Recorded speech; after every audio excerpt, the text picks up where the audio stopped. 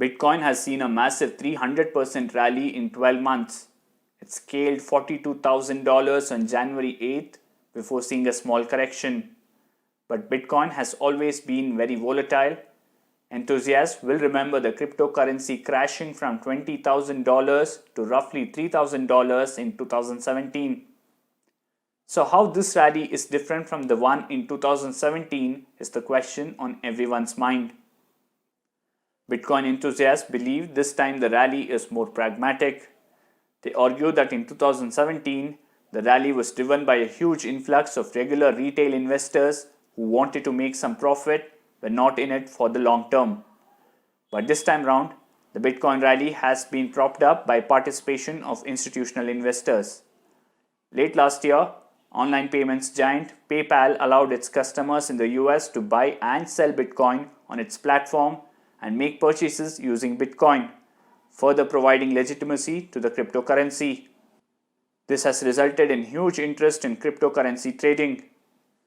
WazirX, India's largest cryptocurrency exchange, says new investors signing up on their platform has increased by 6 to 7 times in the last few weeks. There's been more regulatory clarity around Bitcoin and cryptocurrencies around the world, like in the US, UK, and many other countries. They're going towards regulating crypto. As against in 2017, you would hear about maybe crypto might get banned or maybe it may not be allowed in some countries. But now the narrative is more towards regulation. Now, as an industry in India, what we are looking for is to bring in crypto regulations in India too.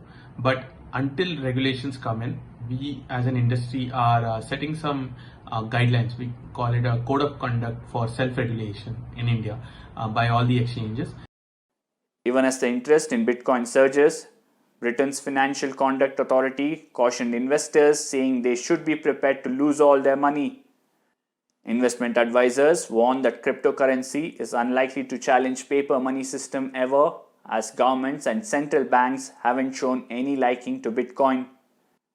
Investment advisors are still asking small investors and retail traders to tread with caution because of the volatile nature of the asset class and the legal grey areas that exist around Bitcoin in India.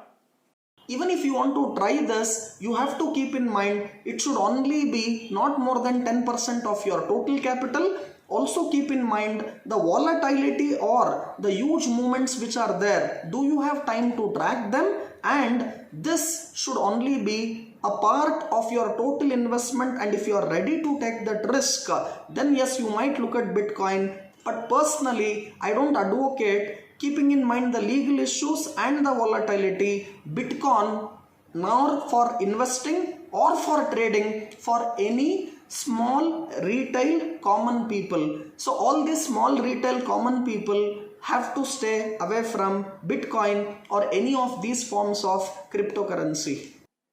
Several fund managers are now calling Bitcoin as the most crowded trade, and this has led to other cryptocurrencies like Ethereum gaining momentum.